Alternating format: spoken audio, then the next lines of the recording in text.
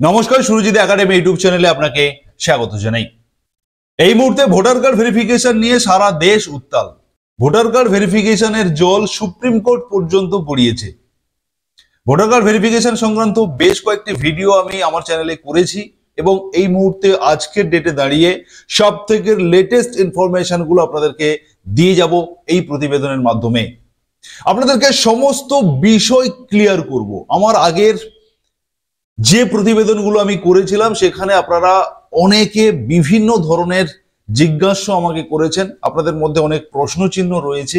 আমি সেই কমেন্টগুলোকে পড়েছি এবং সেগুলো থেকে মূল যে সমস্যাগুলো আপনাদের অ্যাকচুয়ালি কোথায় এই ভোটার ভেরিফিকেশন নিয়ে আপনাদের মধ্যে একাধিক প্রশ্ন রয়েছে, সেই প্রশ্নগুলোর সমস্ত সলিউশন দেব এই ভিডিওর মাধ্যমে। অতএব আপনারা এই ভিডিওটা মনোযোগ সহকারে যদি পুরোটা দেখেন, স্কিপ না করে, তাহলে আপনারা ভোটার কার্ড ভেরিফিকেশন নিয়ে আসল রহস্যটা, আসল বিষয়টা আপনারা কিন্তু সকলেই বুঝে যাবেন। দ্বিতীয় আর কোনো ভিডিও দেখার সেভাবে বিশেষ প্রয়োজন পড়বে না যদি এই ভিডিওটা আপনারা মনোযোগ সহকারে দেখেন। আমি ওয়ান বাই ওয়ান সমস্ত বিষয় বলবো। যে এই ইলেকশন কমিশন অফ ইন্ডিয়ার পক্ষ থেকে 24 জুনে একটি নোটিফিকেশন প্রকাশ করা হয়েছিল, যে নোটিফিকেশন প্রকাশিত হওয়ার পরে সমস্ত রাজ্যের কাছে সেই নোটিফিকেশনের কপি পৌঁছেছে এবং আমাদের পশ্চিমবঙ্গের মাননীয় মুখ্যমন্ত্রী মমতা বন্দ্যোপাধ্যায় তিনি সেই নোটিশ নিয়ে সঙ্গে সঙ্গে তিনি দীঘাতে ছিলেন। সেই সময় রথযাত্রার প্রোগ্রাম চলছিল। সেই সময় তিনি সেখানেই থেকেই জরুরিকালীন তিনি একটি সাংবাদিক সম্মেলন করে তিনি তিনার মতো করে অনেক কিছু কথা বলেছেন। বিষয়টা হচ্ছে যে আমাদের চ্যানেল কোনো রাজনৈতিক চ্যানেল নয়, আমরা কোনো রাজনৈতিক চ্যানেলের পক্ষে বিপক্ষে কথা বলবো না।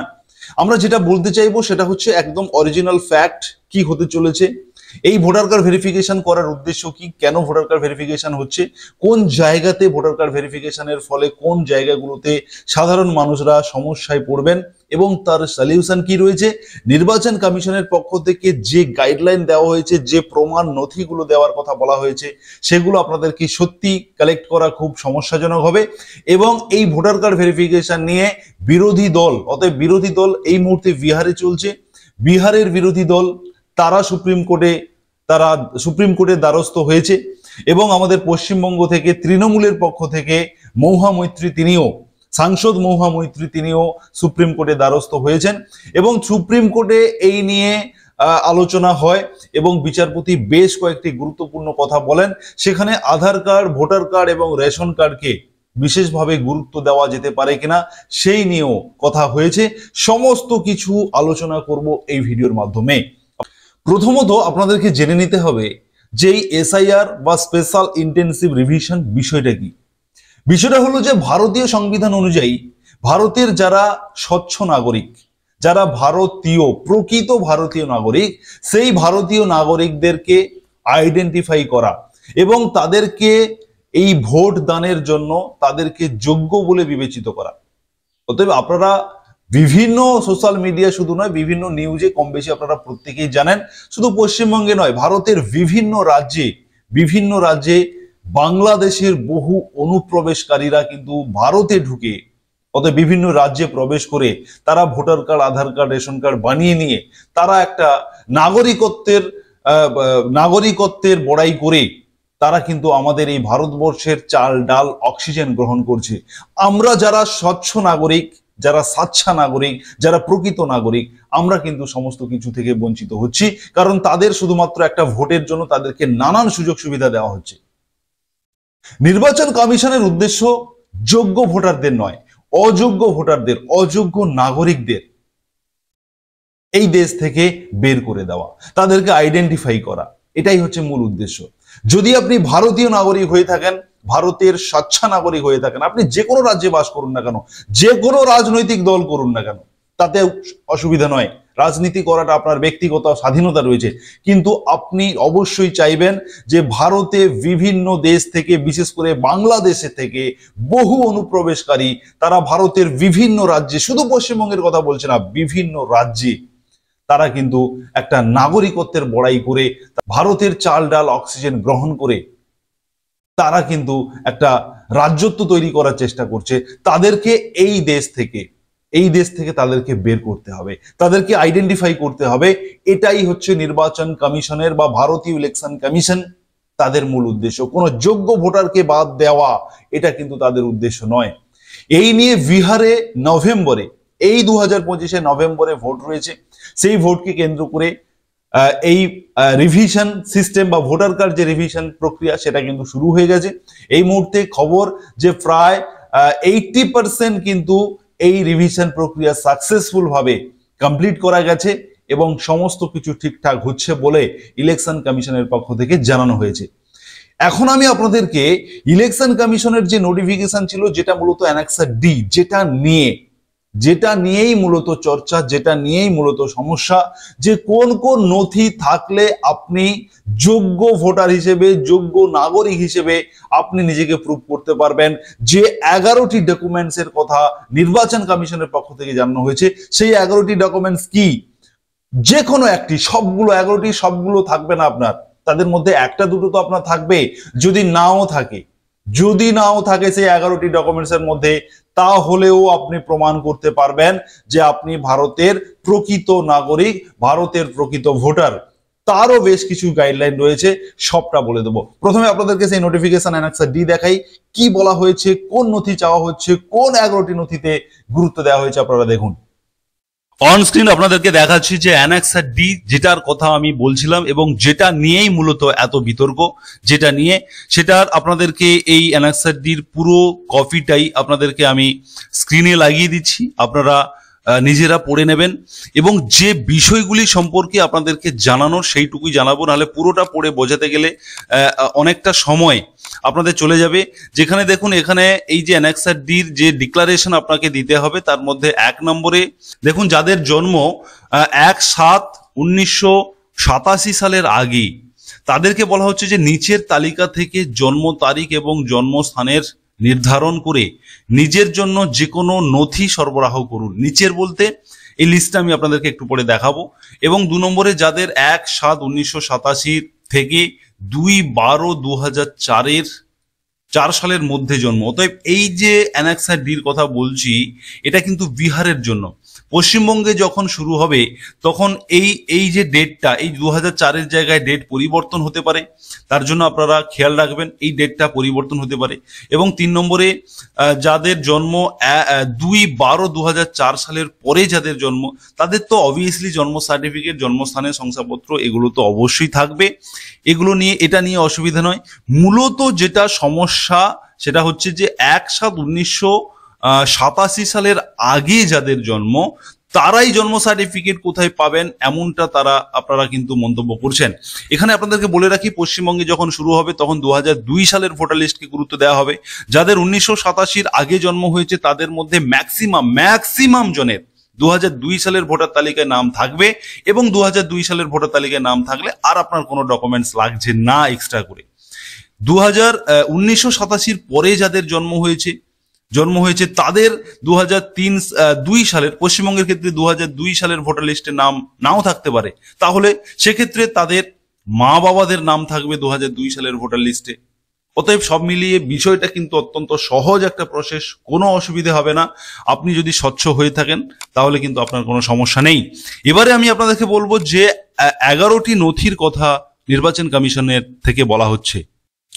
এবারে আপনারা অনস্ক্রিন দেখুন যে 11টি নথির কথা বলা হচ্ছে। 1 নম্বরে বলা হচ্ছে যে কোনো কেন্দ্রীয় সরকার, রাজ্য সরকার, PSU এর নিয়মিত কর্মচারী, পেনশনভোগীর নামে জারি যে কোনো পরিচয়পত্র পেনশন প্রদানের আদেশ। অতএব যদি আপনি পেনশন ভোগী হয়ে থাকেন, পেনশন হোল্ডার হয়ে থাকেন, সেক্ষেত্রে আপনার রাজ্য সরকার, কেন্দ্র সরকার, এই সমস্ত সরকারি যে সমস্ত সার্টিফিকেট আপনার রয়েছে পেনশনের, সেগুলো আপনি দিতে পারবেন 1 নম্বরে। 2 নম্বরে বলা হচ্ছে যে 1/7/1987 সালের পূর্বে সরকার, স্থানীয় কর্তৃপক্ষ, ব্যাংক, ডাকঘর, LIC, PSU কর্তৃক ভারতে জারি করা যে কোনো পরিচয়পত্র, শংসাপত্র, নথিপত্র। দেখুন 1/7/1987 পূর্বে যদি কারোর এই ব্যাংকের অ্যাকাউন্ট থেকে থাকে বা পোস্ট অফিসের অ্যাকাউন্ট থেকে থাকে বা এলআইসি থেকে থাকে বা স্থানীয় কোনো কর্তৃপক্ষের কাছ থেকে যদি আপনার কোনো শংসাপত্র আপনি স্থায়ী বাসিন্দা হিসেবে যদি থেকে থাকে, অবশ্যই স্থানীয় মানে এটা ধরুন পঞ্চায়েত থেকে হতে পারে, বিডিও থেকে হতে পারে, এসডিও থেকে হতে পারে, স্থানীয় এই ধরনের সার্টিফিকেট যদি আপনার থেকে থাকে সেক্ষেত্রেও কিন্তু আপনি প্রমাণ দিতে পারবেন যে আপনি 1987 আগের আপনার এই সার্টিফিকেটগুলো এগুলো রয়েছে, মানে আপনি প্রকৃত নাগরিক এবং প্রকৃত ভোটার হিসেবেও আপনি কিন্তু মানে পরিচয় দিতে পারবেন। 3 নম্বরে উপযুক্ত কর্তৃপক্ষ কর্তৃক প্রদত্ত জন্ম সার্টিফিকেট। অতএব জন্ম সার্টিফিকেট দেওয়ার যে কর্তৃপক্ষ যারা, তাদের কাছ থেকে আপনার যদি জন্ম সার্টিফিকেট থেকে থাকে সেক্ষেত্রে সেটা আপনি দিতে পারবেন, বা জন্মের স্থানের প্রমাণপত্র যদি থেকে থাকে সেক্ষেত্রে আপনি কিন্তু এই 3 নম্বরে এটা চাওয়া হচ্ছে। 4 নম্বরে যদি আপনার পাসপোর্ট থাকে। 5 নম্বরে স্বীকৃত বোর্ড বিশ্ববিদ্যালয় কর্তৃক প্রদত্ত ম্যাট্রিকুলেশন শিক্ষাগত সার্টিফিকেট, যদি কেউ মাধ্যমিক পাস করে থাকে বা কোনো বোর্ড বা বিশ্ববিদ্যালয় থেকে মাধ্যমিক পাস বা শিক্ষাগত সার্টিফিকেট যদি থাকে সেক্ষেত্রে আপনি এখানে 5 নম্বরে এটাও হলে হবে। 6 নম্বরে বলা হচ্ছে যে উপযুক্ত রাজ্য কর্তৃপক্ষ কর্তৃক জারি করা স্থায়ী বসবাসের শংসাপত্র। অনেক সময় রাজ্য সরকারের পক্ষ থেকে কিন্তু বহু নাগরিককে স্থায়ী বাসিন্দা হিসেবে শংসাপত্র দিয়ে, তাদের জমি টমি দিয়ে, তাদেরকে একটা স্বীকৃতি দিয়ে তাদেরকে বসবাস করার অধিকার দেওয়া হয়েছিল, সেই সমস্ত যদি থেকে থাকে। 7 নম্বরে বন অধিকার সার্টিফিকেট যদি থেকে থাকে। 9 নম্বরে অন্যান্য ওবিসি, এসসি, এসটি অথবা উপযুক্ত কর্তৃপক্ষ কর্তৃক প্রদত্ত যে কোনো জাত শংসাপত্র, অতএব যে কোনো যে জাত শংসাপত্র যদি থেকে থাকে সেক্ষেত্রে কিন্তু মানে জাতিগত শংসাপত্র যদি থাকে সেটাও হবে। 9 নম্বরে জাতীয় নাগরিক পঞ্জি। জাতীয় নাগরিক পঞ্জি এটা অনেকেরই রয়েছে, যে জাতীয় তাদেরকে সেন্ট্রাল গভর্নমেন্ট থেকে যে নাগরিক হিসেবে তাদের একটা সার্টিফিকেট দেওয়া হয়ে থাকে, অনেকের রয়েছে, সেটা থাকলেও হবে। 10 নম্বরে রাজ্য স্থানীয় কর্তৃপক্ষ কর্তৃক প্রস্তুত পারিবারিক নিবন্ধ, মানে রাজ্য এবং স্থানীয় কর্তৃপক্ষ কর্তৃক প্রস্তুত পারিবারিক নিবন্ধ এটা যদি থাকে। 11তে সরকার কর্তৃক প্রদত্ত যে কোনো জমি বাড়ি বরাদ্দ সার্টিফিকেট। এই যে 11টি নথির কথা ইলেকশন কমিশনের পক্ষ থেকে যে বলা হয়েছে, এই 11টি নথির মধ্যে কোনো একটি বা দুটি প্রত্যেকের থাকা উচিত। কোনো একটি বা দুটি অবশ্যই আপনার থাকা উচিত। যদি না থাকে সেক্ষেত্রে কিন্তু পরিষ্কার করে উল্লেখ করা হচ্ছে যে বিহারের ক্ষেত্রে যেমন 2003 সাল, ঠিক পশ্চিমবঙ্গের ক্ষেত্রে 2002 সালে এই এসআইআর হয়েছিল, 1-2-তে হয়েছিল। অতএব সেই 2 সালে একটি ভোটার লিস্ট প্রকাশ করা হয়েছিল। সেই লিস্টে যাদের নাম থাকবে কিংবা যাদের মা বাবার নাম থাকবে তারা কিন্তু আর কোনো নথি দিতে হবে না, এমনটাও কিন্তু জানানো হচ্ছে। যে 11টি নথির কথা আমি এখন আপনাদেরকে শোনালাম তাদের মধ্যে নিশ্চয়ই আপনাদের তো একটা দুটো থাকবেই, থাকা উচিতও। যদি না থাকে তাহলে উপায় রয়েছে। সেই উপায় হচ্ছে যে পশ্চিমবঙ্গের ক্ষেত্রে যখন পশ্চিমবঙ্গে এই ভোটার কার্ড ভেরিফিকেশন প্রক্রিয়া শুরু হবে অগাস্ট মাস থেকে, তখন ধরে নিন এই 11টি নথির মধ্যে কোনোটা আপনার নেই, একটা দুটো তো থাকবেই। আপনি যদি প্রকৃত ভারতীয় হয়ে থাকেন, ভারতের জনগণ হয়ে থাকেন, একটা দুটো তো নথি আপনার থাকবেই, আপনার অথবা আপনার মা বাবা তো থাকবেই। যদি না থাকে তাহলেও প্রসিডিওর রয়েছে যে পশ্চিমবঙ্গে 2001-2 সালে এই এসআইআর স্পেশাল ইন্টেনসিভ রিভিশন হয়েছিল 1-2 সালে। সেই 2 সালের যে ভোটার লিস্ট প্রকাশিত হয়েছিল নির্বাচন কমিশনের পক্ষ থেকে, সেই ভোটার লিস্টে যাদের নাম থাকবে তাদেরকে নতুন করে আর কোনো ডকুমেন্টস দিয়ে প্রমাণ করতে হবে না যে তারা প্রকৃত ভোটার। অতএব 2002 সালটা পশ্চিমবঙ্গের জন্য গুরুত্বপূর্ণ। এবারে কথা হচ্ছে যে আপনাদের মধ্যে অনেকেই মনে করবেন যে আমার তো 2002 সালের নাম নাও থাকতে পারেন, কারণ আমার 2002 সালের পরে আমার ভোট হয়েছে।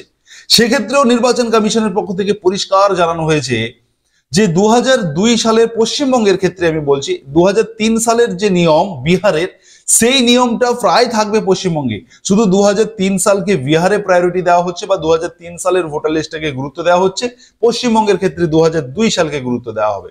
এবারে আমি ধরে নিচ্ছি আপনি পশ্চিমবঙ্গের ভোটার, আপনার 2002 সালে নাম নেই, তাহলে তো আপনার মা বাবার 2002 সালের ভোটার লিস্টে নাম থাকবে। 2002 সালে আপনার মা বাবার ভোটার লিস্টে নাম থাকা মানে আপনার মা বাবাকে নতুন করে এই দেশের নাগরিক কিনা, এই দেশের প্রকৃত ভোটার কিনা সেটা আর পরিচয় করার দ্বিতীয়বার প্রয়োজন পড়বে না। ওই 2002 সালের ভোটার লিস্টের কপি অ্যাটাচ করলেই আপনার মা বাবা ক্লিয়ার হয়ে যাবে, যে তিনি প্রমাণ করে দেবেন যে তিনি নাগরিক। শুধুমাত্র আপনি যেহেতু 1987 পরে জন্মগ্রহণ করেছেন, যেহেতু আপনি বলছেন যে 1987 পরে আমার জন্ম হয়েছে, সেক্ষেত্রে তো আপনার জন্ম সার্টিফিকেট থাকবে। আর 1987 পরে আপনি জন্মগ্রহণ করেছেন মানে আপনার স্কুলের বিভিন্ন সার্টিফিকেট আপনার থাকবে। আপনি মাধ্যমিক পাস করে থাকলে মাধ্যমিক পাস সার্টিফিকেট আপনার থাকবে, সেখানে জন্ম তারিখ উল্লেখ রয়েছে। অতএব 1987 সাল 1 জুলাই 1987 আগে যাদের জন্ম হয়েছে হিসেব করে দেখুন, 1987 আগে যাদের জন্ম হয়েছে, ধরুন 1986 সালে আপনার জন্ম, 1985, 1984, 1983, 82 আরো আগে যদি আমি এগিয়ে যাই, আমি যদি 1986 সালটাকে ধরে নিই, 1986 সাল থেকে 2002 সালে এই লিস্ট প্রকাশিত হয়েছিল, তখন আপনার বয়স আপনি দেখুন 17-18 বছর বয়স হচ্ছে। অতএব 1987 আগে যাদের জন্ম হয়েছে তাদের ম্যাক্সিমাম বৈধ ভোটার যারা, বৈধ নাগরিক যারা, তাদের কিন্তু এই পশ্চিমবঙ্গে যখন স্পেশাল ইন্টেনসিভ রিভিশন হয়েছিল 2001-2 সালে, তখন কিন্তু তিনারা প্রমাণ করে দিয়েছেন যে তিনারা এই দেশের নাগরিক এবং তিনারা এই দেশের প্রকৃত ভোটার। অতএব 2002 সালের যে ভোটার লিস্টে কিন্তু 1986-87 আগে যাদের জন্ম হয়েছে তাদের নামটা কিন্তু 2002 সালের লিস্টে থাকা উচিত। শুধুমাত্র কিছুজন যারা একেবারে 86-র শেষের দিকটাতে জন্মগ্রহণ করেছেন যারা, তাদের হয়তো 2003 সালে সেই সময় ভোটার কার্ড হয়নি, ফলে তাদের নাম নেই, কিন্তু তিনার মা বাবার তো নাম থাকবে। অতএব 2002 সালটা পশ্চিমবঙ্গের জন্য কিন্তু বিশেষভাবে গুরুত্বপূর্ণ, যেমন বিহারের ক্ষেত্রে 2003 সাল গুরুত্বপূর্ণ। আপনারা অন্য কারোর কথাই নয়, আপনারা ইলেকশন কমিশনের যে নোটিফিকেশন, যে গাইডলাইন প্রকাশ করা হয়েছে, সেই গাইডলাইনটা যেটা আপনাদেরকে আমি বললাম, যেটা আমি আপনাদেরকে দেখালাম, সেটাই কিন্তু সব থেকে গুরুত্বপূর্ণ। আপনারা সেটাকেই বিচার বিশ্লেষণ করুন, তাহলেই কিন্তু আপনি প্রকৃত বুঝতে পারবেন যে আসল বিষয়টা কি। আর 1987 পরে যাদের জন্ম হয়েছে তাদের তো অবভিয়াসলি জন্ম সার্টিফিকেট থাকা উচিত, তাদের তো মাধ্যমিক সার্টিফিকেট থাকা উচিত বা স্কুল লিভিং সার্টিফিকেট, সেগুলো তো থাকা উচিত। এছাড়া যে 11টি ডকুমেন্টসের কথা বললাম সেগুলোর মধ্যে কোনো একটা দুটো তো আপনার থাকবেই। অতএব যারা প্রকৃত ভোটার তাদের কিন্তু ভয় থাকার কথা নয় কোনোভাবেই, কিন্তু যারা অনুপ্রবেশকারী, যারা ভারতে বসে থেকে ভারতের অক্সিজেন নিচ্ছে এবং অবৈধ ভোটার হিসেবে কোনো একটা দলকে সাপোর্ট করে যাচ্ছে অবৈধভাবে, তাদেরকে আইডেন্টিফাই করা আপনি তো 100% চাইবেন তাদেরকে আইডেন্টিফাই করে বের করতে, এবং নির্বাচন কমিশন সেই কাজটাই করছে। এবারে আসবো সুপ্রিম কোর্টে এই নিয়ে বিরোধী দল এবং বিভিন্ন রাজনৈতিক দলের পক্ষ থেকে, বিভিন্ন স্বেচ্ছাসেবকের পক্ষ থেকে সুপ্রিম কোর্টে দ্বারস্থ হয়েছেন অনেকেই, এবং সেখানে সুপ্রিম কোর্ট থেকে একটা বিষয় ক্লিয়ার করা হয়েছে যে ইলেকশন কমিশন যে 11টি নথির কথা বলা হয়েছে ইলেকশন কমিশনের নোটিফিকেশনে, সেই 11টি নথি কি সবার রয়েছে, এই একটা প্রশ্ন কিন্তু গুরুত্বপূর্ণভাবে উঠেছিল সুপ্রিম কোর্টে, যে 11টি নথি কি সবার থাকবে। যদি না থাকে সেক্ষেত্রে নির্বাচন কমিশন ভেবে দেখতে পারে। নির্বাচন কমিশনকে বিচারপতি পরামর্শ দিয়েছেন যে আপনারা এটা একটু ভেবে দেখুন যে আধার কার্ডকে, এই 11টি যে লিস্ট আপনারা বানিয়েছেন সেই লিস্টের মধ্যে 11-র পরে 12, 13, 14তে আধার কার্ড, রেশন কার্ড এবং ভোটার আইডি কার্ডকে সংযোজন করা যায় কিনা আপনারা ভেবে দেখবেন। এটা পুরোটাই আপনাদের উপরে নির্ভর করছে। সুপ্রিম কোর্ট বলে দেয়নি যে এগুলোকে করতে হবে, এমনটা কিন্তু বলেনি। আপনারা ভেবে দেখুন, এটা পুরোটাই নির্বাচন কমিশনের হাতে ছেড়ে দেওয়া হয়েছে। নির্বাচন কমিশন যদি সুপ্রিম কোর্টকে এরপরে 28 জুলাই শুনানি রয়েছে এই এসআইআর নিয়ে, সেখানে নির্বাচন কমিশন যদি জানান যে এই সমস্ত নথিকে, অতএব আধার কার্ডকে বা রেশন কার্ড বা ভোটার কার্ডগুলিকে কোনোভাবে এই যে নথি, যে প্রমাণপত্রের যে নথি, সেই নথিতে যদি নির্বাচন কমিশন বলেন যে আমরা এটাকে অ্যাড করব না, সেটা কেন তিনি করতে চাইছেন না তেনারা, সেই বিষয়টা কিন্তু একটা ব্যাখ্যা দিতে হবে, সঠিক যুক্তি দিয়ে বোঝাতে হবে যে কেন এই নথিগুলোকে এই 11টির সঙ্গে অ্যাড করা যাচ্ছে না, তার কারণটা কোথায়। সেটা জানাতে হবে। তবে এটা করতেই হবে এমন বিষয়টা কিন্তু সুপ্রিম কোর্ট বলেনি, ভেবে দেখার কথা বলেছে। এবারে এখানে আপনাদেরকে আরো একটি বিষয় ইনফরমেশন দিয়ে রাখি, এই মুহূর্তে আমাদের কাছে বেশ কিছু ইনফরমেশন রয়েছে যে আধার কার্ড কিন্তু বহু আধার কার্ড অবৈধভাবে বহু আধার কার্ড হয়েছে। কোনো কোনো জায়গায় দেখা যাচ্ছে যে জনসংখ্যার তুলনায় আধার কার্ডের সংখ্যা বেশি, এমন রিপোর্টও এই মুহূর্তে উঠে আসছে। অতএব আমরা অবশ্যই বলবো যে এই প্রতিবেদনের মাধ্যমে আপনাদেরকে যে যে বিষয়গুলি সম্পর্কে ইনফরমেশন দিলাম, আপনারা পুরোটা ভালো করে মনোযোগ সহকারে শুনুন এবং এই ইনফরমেশনগুলি আপনার পরিচিত সার্কেলে শেয়ার করুন, সবাইকে জানিয়ে দিন যে আসল রহস্যটা কি, আসল বিষয়টা কি। নির্বাচন কমিশনের পক্ষ থেকে বারবার বলা হচ্ছে যে আমাদের উদ্দেশ্য নয় যে কোনো বৈধ নাগরিক যাতে কোনোভাবে অযোগ্য লিস্টে না পড়ে সেটা দেখা। অবশ্যই আমরা দেখব যে যোগ্য যারা তারা যাতে কোনোভাবে বাদ না পড়েন, কিন্তু যারা অবৈধভাবে ভারতে ঢুকে আছে তাদেরকে অবশ্যই আইডেন্টিফাই করতে হবে। এটাই নির্বাচন কমিশনের মূল উদ্দেশ্য। অবশ্যই আপনাদের জন্য কমেন্ট সেকশন খোলা রয়েছে, আপনারা আপনাদের নিজস্ব মতামত অবশ্যই আপনারা দেবেন। আপনার কমেন্ট সেকশনে আপনার মূল্যবান মন্তব্য আপনারা করবেন এবং তার সঙ্গে সঙ্গে সুরজিৎ একাডেমি ইউটিউব চ্যানেলকে আপনারা সাবস্ক্রাইব করে রাখবেন এ ধরনের গুরুত্বপূর্ণ ইনফরমেশন সবার প্রথম সবার আগে পেতে। ধন্যবাদ।